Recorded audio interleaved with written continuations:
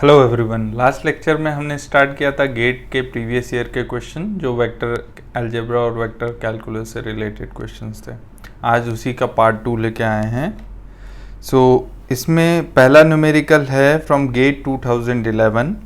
Numerical है if F is derivable from potential V R where r is the distance from the origin of coordinate system, it follows there are four options given: del cross f is equal to 0, divergence of f is equal to 0, gradient of v is equal to 0 and Laplacian of v is equal to 0। देखिए उसने कहा कि कोई v f vector है, बोला it is derivable from some potential vr। Okay, तो vector is derivable from some potential, so obviously ये vector जो होगा, अगर मुझे पोटेंशियल को वेक्टर बनाना है तो मुझे उसका ग्रेडियंट लेना होगा, right. So it is somehow related with gradient of that vector, right. So gradient of that vector.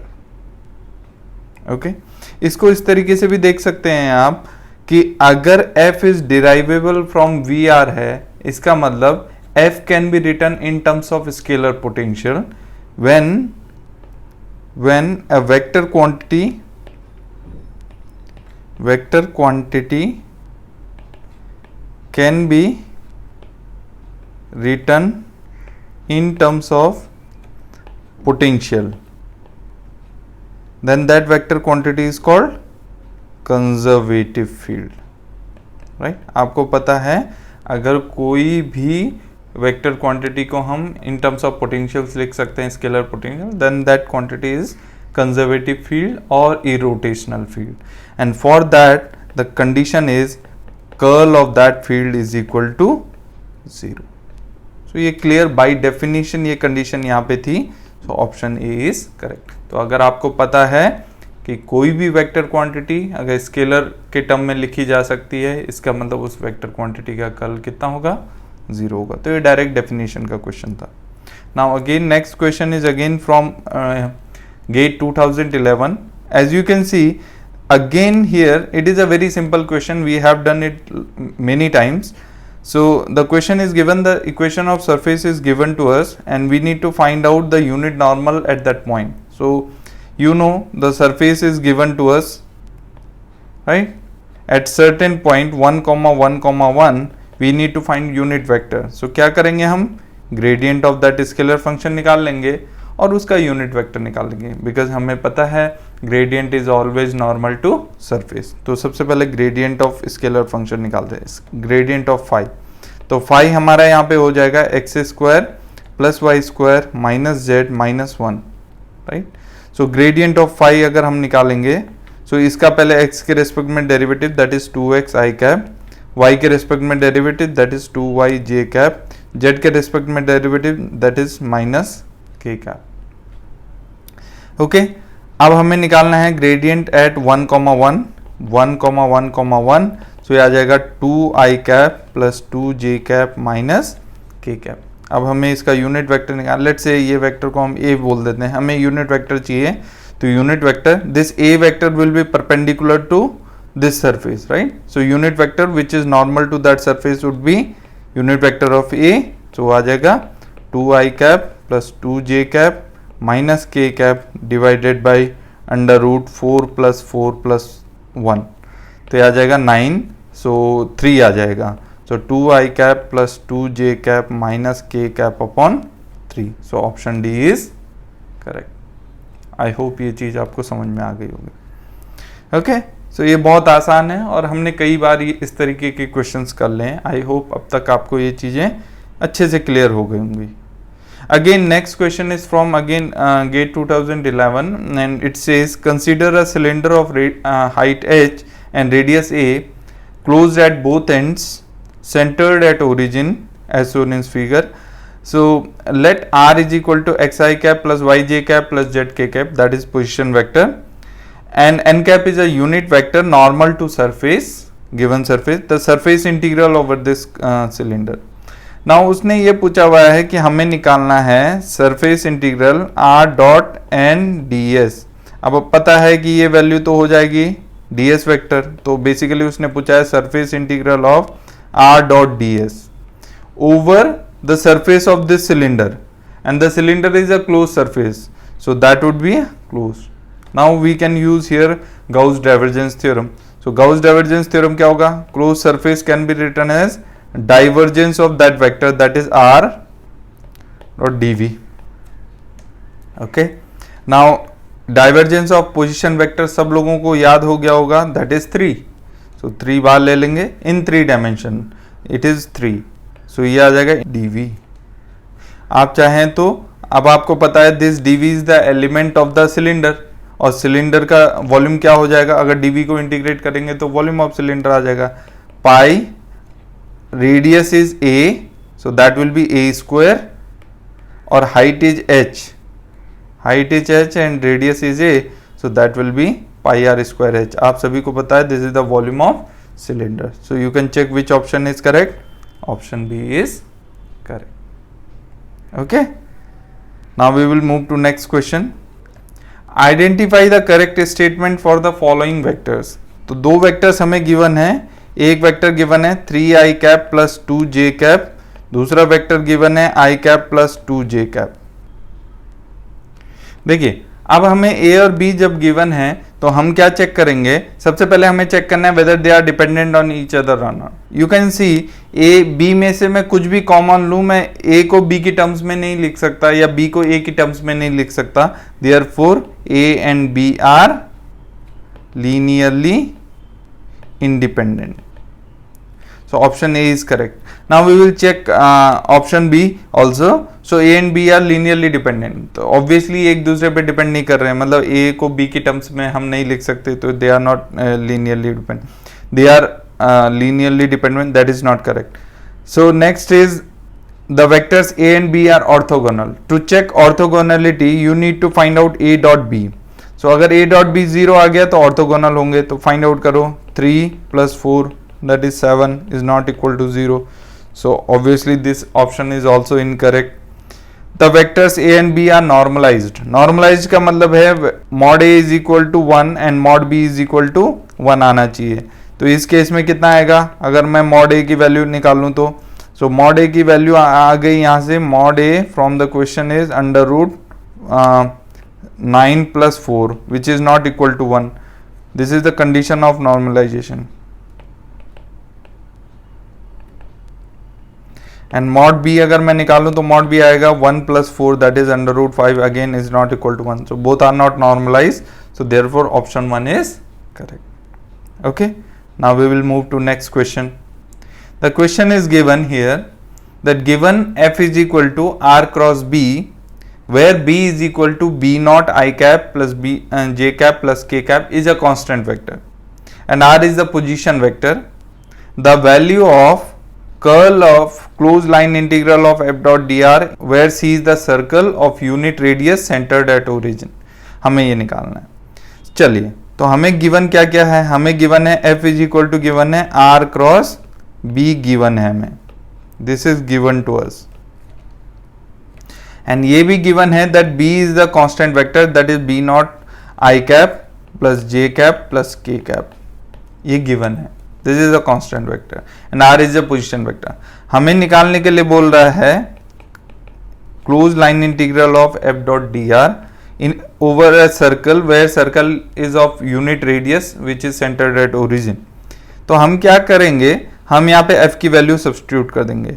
उससे पहले हम यहाँ पे स्टोक्स थ्योरम अप्लाई कर सकते हैं. देखिए क्लोज लूप इंटीग्रल है तो स्टोक्स थ्योरम क्या बोलती है? This must be equal to open surface integral of curl of this vector, that is curl of f dot ds. This is open surface integral. So this will be open surface integral curl of f. तो curl of this we can write r cross b, right, and dot ds. Okay. So this is what we have. We substituted the value of f here. Now अभी पता है हमको, एक condition पता है हमें, a cross b अगर होता है so that is minus b cross a. So that we will put here. So we will get is equal to open surface integral minus sign del cross, ये b cross r कर दिया मैंने, right, and dot ds. Okay. Now आप लोगों को एक identity मैंने याद करने के लिए बोली थी, वो थी del cross A cross R is equal to 2a given क्या, a is constant vector and r is position vector. आप प्रीवियस लेक्चर्स में जाके देख सकते हैं, अगर आप कंटिन्यूसली लेक्चर्स को देख रहे हैं तो आपको पता होगा ये आइडेंटिटी हमने याद करने के लिए बोली थी। तो यहाँ पे आप देख सकते हो a is a constant vector, so b here is a constant vector, r is a position vector, then this entire quantity must be twice of that constant vector, so twice of b आ जाएगा यहाँ पे। तो इसको हम लिख सकते हैं माइनस इंटीग्रल s, ये आ जाएगा twice of b dot ds। Okay, now यहां से अगर आप ध्यान से देखें माइनस, नाउ b को हम 2 बाहर लिख लेते हैं, b की हम वैल्यू रखेंगे तो ये आ जाएगा b नॉट, और ये आ जाएगा इंटीग्रल, और अंदर b का जो अदर टर्म है that is i cap plus j cap plus k cap. और अब बात आती है ds वेक्टर की। सो ds वेक्टर को ध्यान से देखिए, अगर मैं इस सर्कल की बात करूं, इस पर्टिकुलर सर्कल में, so let's say this is r radius and this angle is theta, this angle is d theta, तो इसका ये वाला जो एलिमेंट बनेगा that will be r d theta. Okay, r d theta.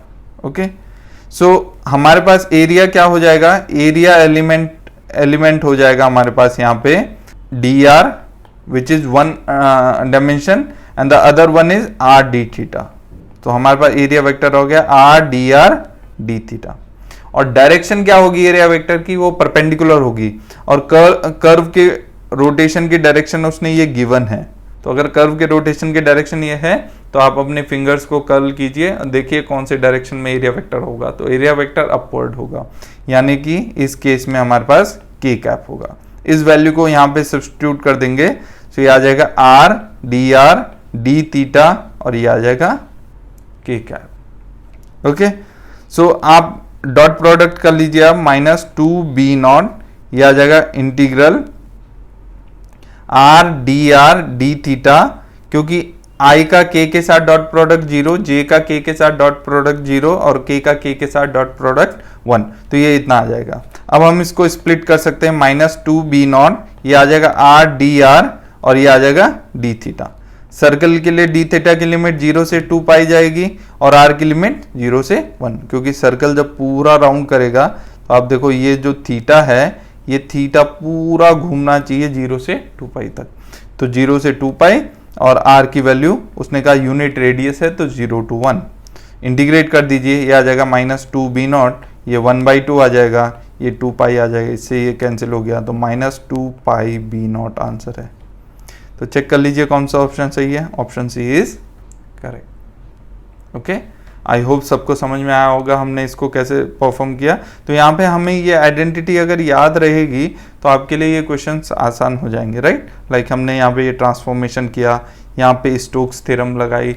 सो अगर आपको स्टेप्स पता हैं और अगर आप प्रीवियस लेक्चर्स देखते आ रहे हैं तो आपने काफ़ी चीज़ें अभी तक सीख ली होंगी और काफ़ी ट्रिक्स सीख ली होंगी जो आप एक्सपीरियंस के साथ गेन करेंगे।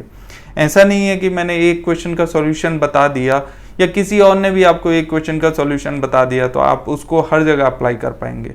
आप धीरे धीरे जब प्रैक्टिस करते रहेंगे तो आप कुछ एक्सपीरियंस गेन करेंगे, फ्रॉम योर ओन एक्सपीरियंस आप उसका सॉल्यूशन दे सकते हैं। Now next question is from GATE 2013 and it says if a and b are constant vectors, and this is important thing, then we need to find out this gradient of a dot b cross r is equal to, right, आपको ये find out करना है। तो देखिए अगर आपको एक property पता होनी चाहिए, this thing here is the scalar triple product. तो आप देखो आपको पता है in scalar triple product a dot B cross C is equal to, यहां पे आ जाएगा b dot C cross a is equal to c dot a cross b, right. ये क्या किया हमने, अगर आप देखो अगर तीन क्वांटिटीज हैं a b c, तो अगर आप एंटी क्लॉकवाइज डायरेक्शन में जाते हैं in this cyclic order, the scalar triple product does not change. The value remain same.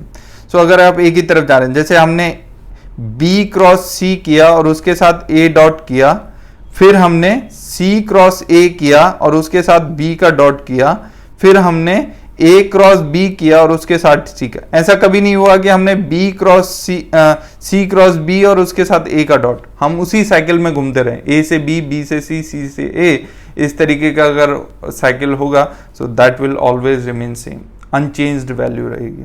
तो इसी प्रॉपर्टी को हम यहाँ पे अप्लाई करेंगे। देखिए ध्यान से, साइकिल है ए बी आर, तो हम क्या लिखेंगे, ए की जगह ए है, बी की जगह बी है और आर की जगह सी है। तो देखिए हमें सी को अलग करना है, यानी कि आर को अलग करना है, तो आर डॉट, तो ये वाला आ जाएगा, तो ए की जगह ए रहेगा, that is A cross B, हम इसको लिख सकते हैं। मेरे ख्याल से ये सबको समझ में आ गया होगा। हमने ये वाली प्रॉपर्टी यूज की स्केलर ट्रिपल प्रोडक्ट की। ओके, आप लोगों को अगर याद हो तो एक और प्रॉपर्टी थी, that is gradient of A dot R, where A is the constant vector and R is the position vector, is equal to 2a, oh sorry a, simply constant vector. तो अगर आप कंपेयर करो यहाँ पे, तो r की जगह r है, a की जगह a क्रॉस b है, और उसने कहा था a भी कांस्टेंट है, b भी कांस्टेंट है, तो a क्रॉस b भी कांस्टेंट होगा।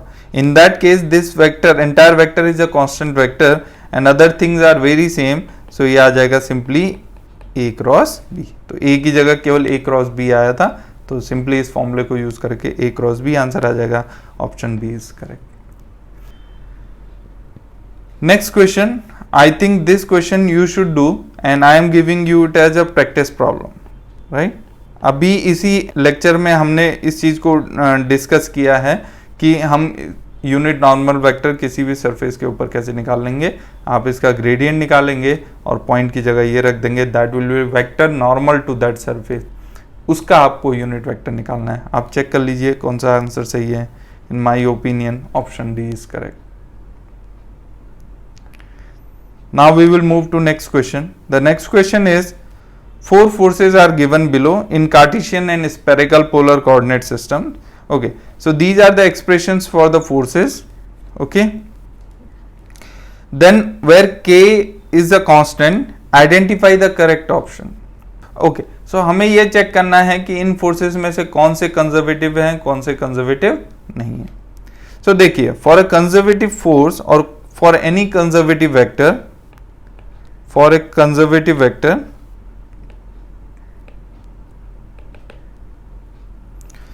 curl of that vector should be equal to 0. This condition you should remember.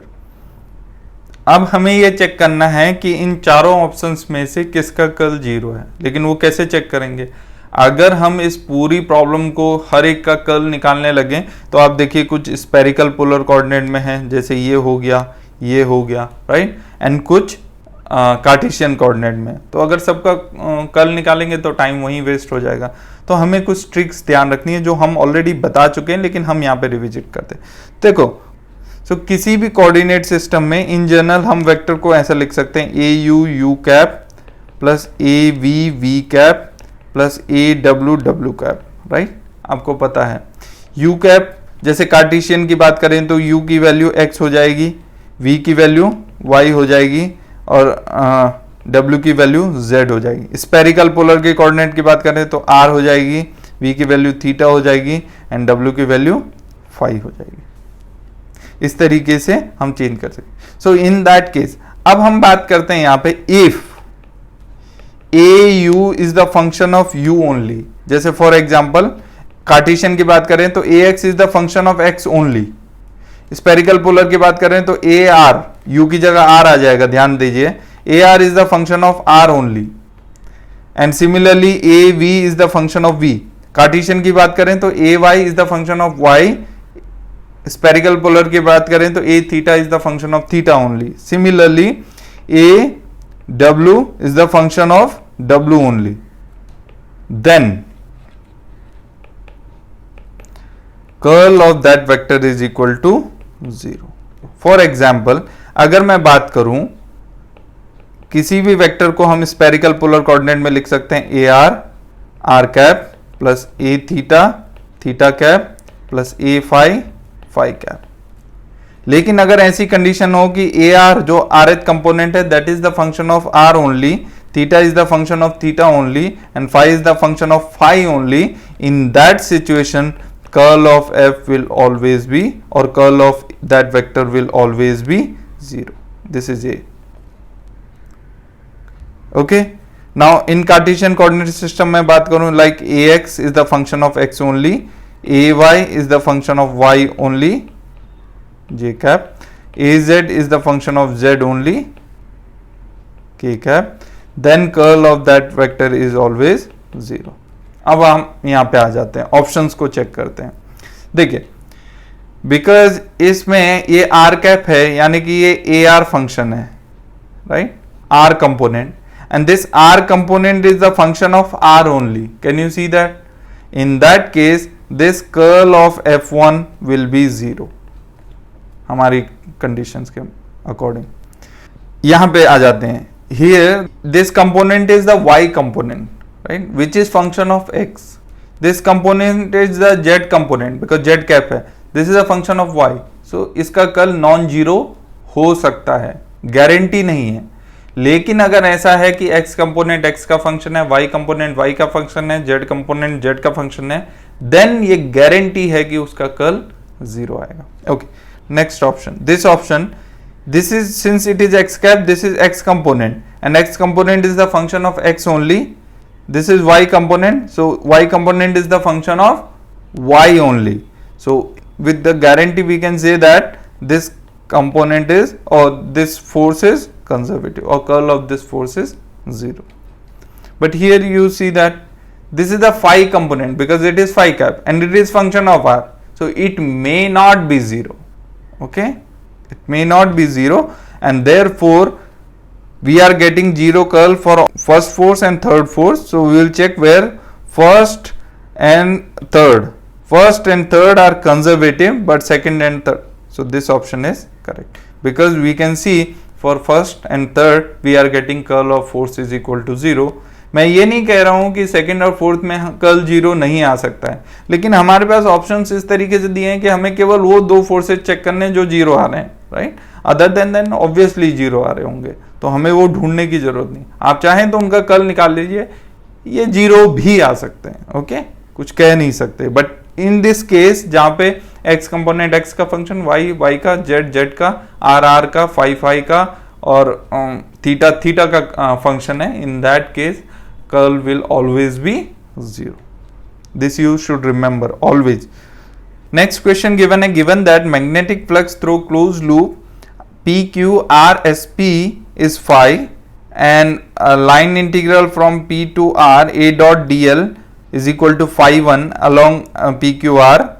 The value of P to R A dot dl along this. Okay. So सबसे पहली चीज क्या given है हमको, magnetic flux. तो magnetic flux क्या होगा, B dot ds.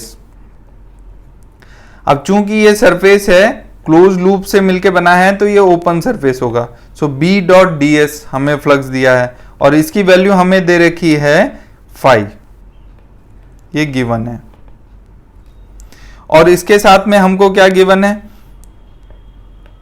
P to R A dot dl is equal to phi 1 along PQR. So P से Q से R ये वाले रास्ते से A डॉट dl की वैल्यू P टू R हमें फाई 1 गिवन है, राइट. हमें क्या फाइंड आउट करने के लिए बोल रहा है, हमें फाइंड आउट करना है value of again P to R A dot dl हमें फाइंड आउट करना है. बट पाथ कौन सा है, P to S to R, ये वाला पाथ है. ओके, तो हम कैसे फाइंड आउट करेंगे. Now we know by definition that B can be written as, that we will see del cross A ds. Okay, now B can be written in this form is equal to phi, it is given, where this A is called magnetic potential, vector potential. We will study this part when we will study that electromagnetic theory, there we will see. So हमारे पास है B is equal to curl of A, right? So therefore now we know that from Stokes theorem, क्या होता है Stokes theorem? Close line integral A dot D L is equal to surface integral curl of A dot D S.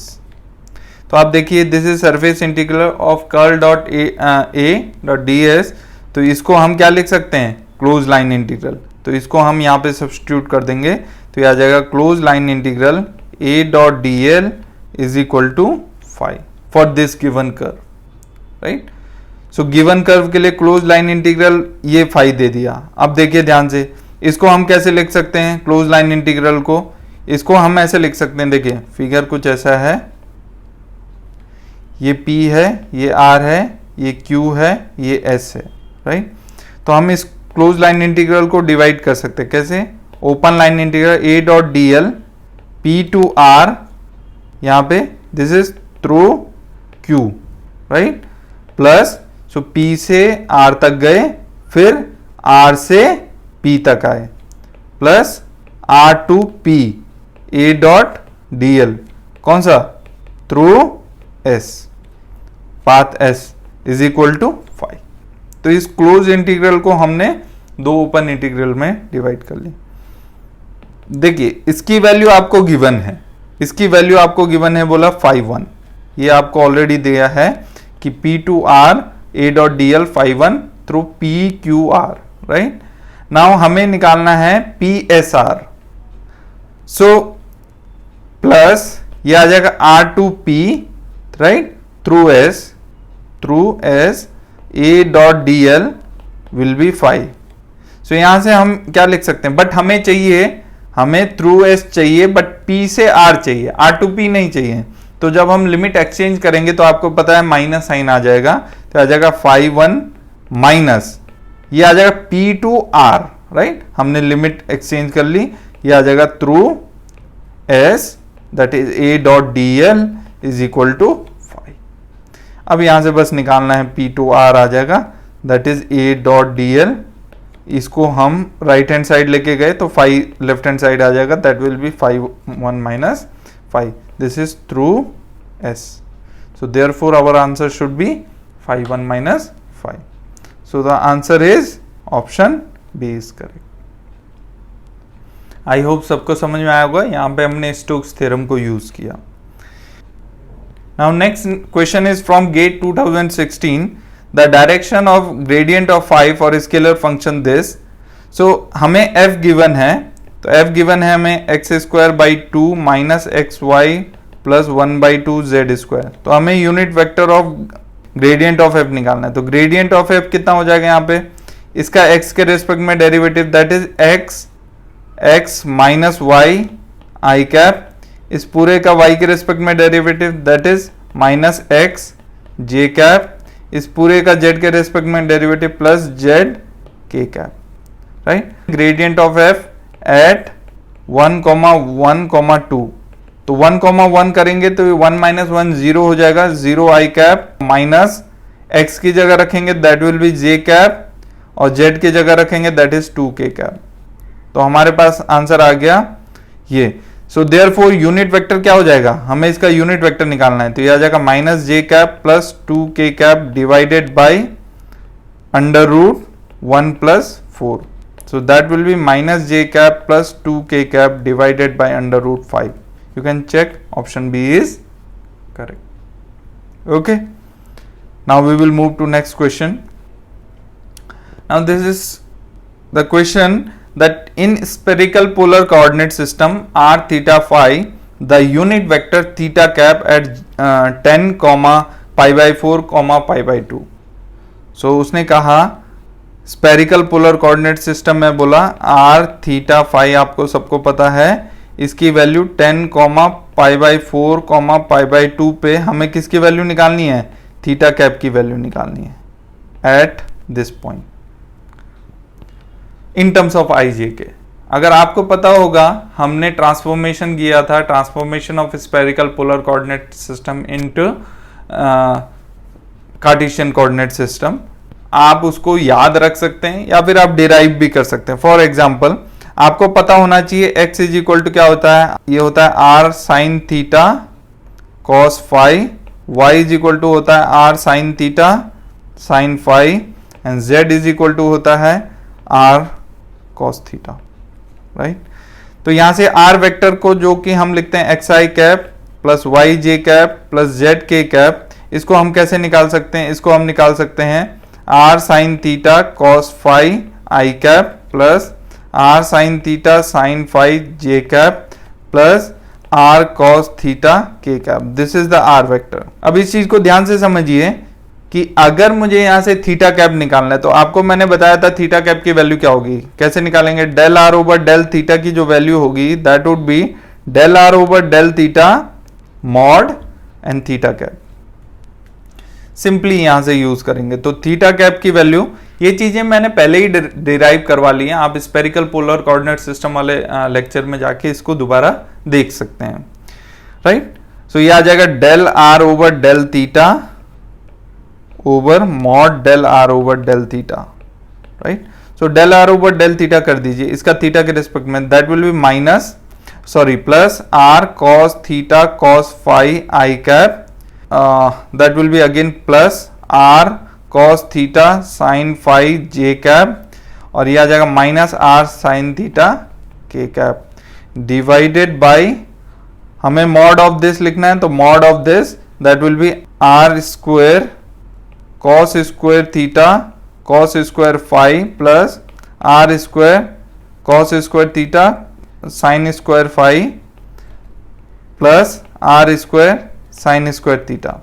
तो यहां से हमारे पास आ जाएगा r cos theta cos phi I cap plus are cos theta sine phi J cap minus r sine theta के cap divided by, इसको आप सॉल्व कर लीजिए। देखिए इससे are cos square theta common लीजिए, अंदर बचेगा cos square phi plus sine square phi that is 1, and फिर आर स्क्वायर कॉमन लीजिए तो फिर cos square theta plus sine square theta बचेगा, और अंडर रूट आर स्क्वायर आपका आ जाएगा, सिंपली बाहर आर आ जाएगा। तो यहां से थीटा कैप की आपकी वैल्यू आ गई इन टर्म्स ऑफ आई जे के। तो अगर आप यहां पे थीटा कैप लिखेंगे इन terms of I cap J cap के कैप, तो ये आ जाएगा आर से, देखिए आर कैंसिल हो जाएगा, ये आ जाएगा कॉस थीटा कॉस फाई आई cap plus cos theta sine phi जे कैप माइनस साइन थीटा के कैप। ओके यहां पे देखिए अब आपको क्या करना है, आपको यहां पे ये वैल्यूज पुट कर देनी है। आर की वैल्यू इतनी दी है, थीटा की वैल्यू ये दी है, फाई की वैल्यू ये दी है। तो थीटा की वैल्यू है पाई बाय 4, फाई की वैल्यू है pi by 2।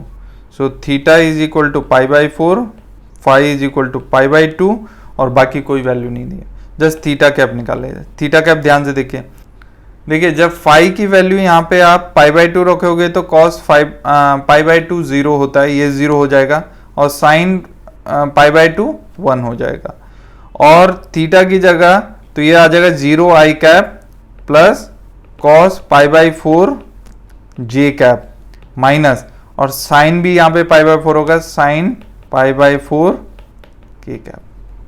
Theta cap would be that will be 1 by root 2, 1 by root 2 common आ जाएगा, तो j minus K by square root. Check कर लीजिए कौन सा ऑप्शन करेक्ट है। So option D is correct. Okay तो इस तरीके से हम इसको सॉल्व कर सकते हैं। आपको पता होना चाहिए कि इनके बीच में क्या रिलेशंस हैं और पोजीशन वेक्टर कैसे लिख सकते हैं, और वहां से थीटा कैप की वैल्यू हम कैसे निकाल सकते हैं। The next question is from GATE 2018 and it says V1 is equal to I cap minus J cap, V2 is equal to 2I cap plus 3J cap plus 2K cap. Which one of the following V3 makes V1, V2, V3 a complete set for 3-dimensional real vector space? अब देखिए उसने कहा कि 3 vectors हैं, V1, V2 given है और V3 options में given है, और इन चारों ऑप्शंस में से कौन सा V3 मिलके V1, V2, V3 एक रियल वेक्टर स्पेस का कंप्लीट सेट बनाएंगे। तो अगर वो कंप्लीट सेट बनाएंगे इसका मतलब वो वेक्टर स्पेस है and they should be linearly independent. तो लेट्स से V3 जो है वो कुछ हम इस तरीके से लिखते हैं, V3 is equal to let's say A I cap plus B J cap plus C K cap. I don't know what are the values of A B C. So then condition क्या है vector space होने के लिए? They should be linearly independent. इसका मतलब क्या है? अगर मैं ये फाइंड आउट करूं ए बी सी, यानी कि मैं ऐसे लिखूं V3 V2 V1 should not be equal to 0, right? तो पहले हम ये फाइंड आउट कर लेंगे V2 V1. सो V3 लिख लिया. अब V2 लिख लो. तो V2 क्या आ जाएगा? -2 3 2 एंड V1 क्या आ जाएगा? 1 -1 0, राइट? इज इक्वल टू, हम कैलकुलेट कर लेंगे तो ये आ जाएगा A3 that will be -2 -+2 plus B आ जाएगा 2 -0 प्लस C में अगर मैं देखूं तो ये आ जाएगा -2 और -3 that is this is +2, this is +2 -3 that is -1. सो हमारे पास आ जाएगा, यहां से आ जाएगा 2A plus 2B minus C.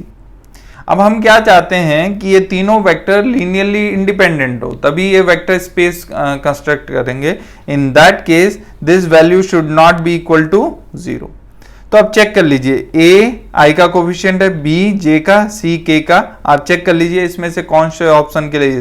देखिए पहला ऑप्शन अगर हम बोलें कि सही है, in that case a is equal to 1, b is equal to 1 and c is equal to 4. Check कर लीजिए यहाँ पे, आप रखिए यहाँ पे value. This will be 2, this will be 2 and this will be -4. 2 plus 2 -4, देखिए ये कट के 0 आ रहा है. So therefore then in that case vectors are not linearly independent. Second case लेते हैं. सेकेंड केस में क्या है? a इज इक्वल टू 2 है, b is equal to -1 and c is equal to 2 है. पुट करो तो 2 2 जा 4 -2 and c is equal to -2 है. सो अगेन ये भी कट के 0 आ रहा है. ओके थर्ड ऑप्शन चेक करो. थर्ड ऑप्शन में a is equal to 1, b is equal to 2, c is equal to 6.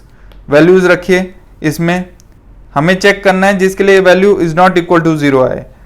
So a is equal to 1 रखेंगे तो ये आ जाएगा 2, b इज इक्वल टू 2 रखेंगे that is 4 and c is equal to 6 रखेंगे that is -6.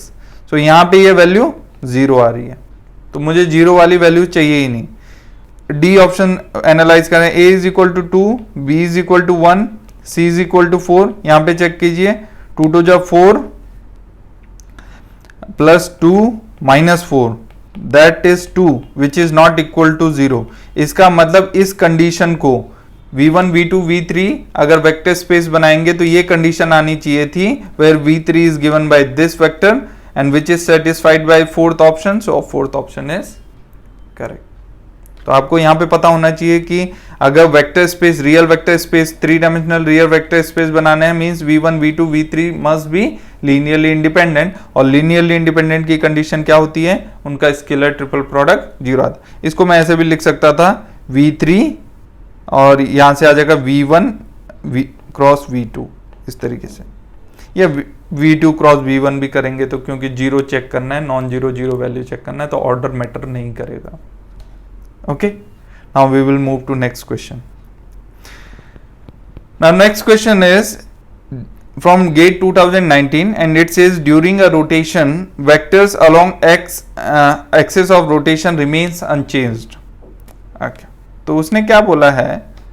अगर ये कोई कोऑर्डिनेट सिस्टम है, अगर मैं इस एक्सिस के अबाउट रोटेट करूं तो ये जो वेक्टर है वो रोटेटेड कोऑर्डिनेट सिस्टम में, अगर मैं बात करूं जिस एक्सेस के अबाउट रोटेट किया जाता है वो एक्सेस अनचेंज्ड रहती है. वो लिख रहा है, वो क्या कह रहा है कि vector along axis of rotation remains unchanged. So अगर ये एक्सिस ऑफ रोटेशन है और इसके अलोंग जो वेक्टर है अगर मैं रोटेट कर दूं तब भी ये वेक्टर अनचेंज्ड रहेगा, राइट? तो उसने बोला है कि ये जो मैट्रिक्स दिया है the unit vector along the axis of rotation is, rotation matrix दिया है और हमें फाइंड आउट करना है कि इसके अलोंग यूनिट वेक्टर क्या होगा. सो देखिए कैसे निकाल सकते हैं.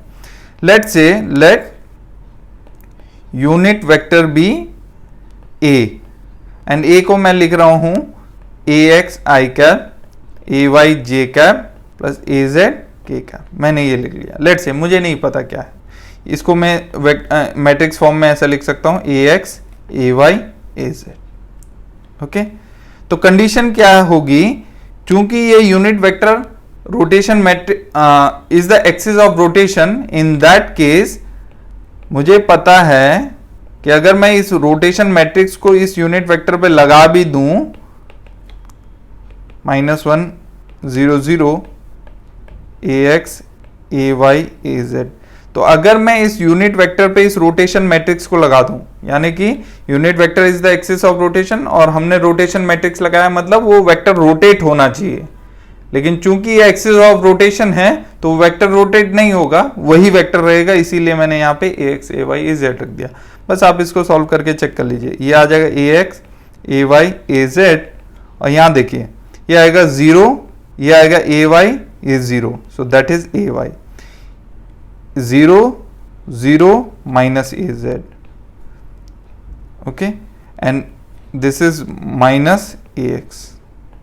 ओके, यानी कि हम यहां से लिख सकते हैं कि वो वेक्टर आंसर होगा हमारा इन चार ऑप्शंस में से जिसका AX कंपोनेंट AY के बराबर होगा, AY component negative of AZ के बराबर होगा और AZ component negative of AX के बराबर होगा। तो इस कंडीशन को जो भी वेक्टर सेटिस्फाई करेगा that will be our answer, right. तो चेक कीजिए AX AY के, पहली बात AX और AY, तो यहां पे तो AX और AY बराबर है ही नहीं, तो ये ऑप्शन है ही नहीं, राइट। बाकी चार ऑप्शंस में देखें, इसमें भी AX 1 है, AY -1 है, तो ये ऑप्शन भी हमारा करेक्ट नहीं है, राइट। दूसरा कंडीशन तो पहला और B और D हो सकता है, तो दूसरा कंडीशन क्या है कि जो AY होना चाहिए दैट शुड बी -AZ। तो देखो यहां पे अगर बात करें AY की तो ये 1 है और AZ की बात करें तो -1 है, तो देखो minus of AZ is equal to AY, तो ये ऑप्शन करेक्ट, राइट। तो यहां पे देखेंगे तो AY 2 है और AZ -1 है, आप देखो minus of AZ is not equal to AY, जो कि इस कंडीशन को सेटिस्फाई नहीं कर रहा है, तो ये ऑप्शन करेक्ट नहीं हो सकता है, तो ऑप्शन बी इज करेक्ट।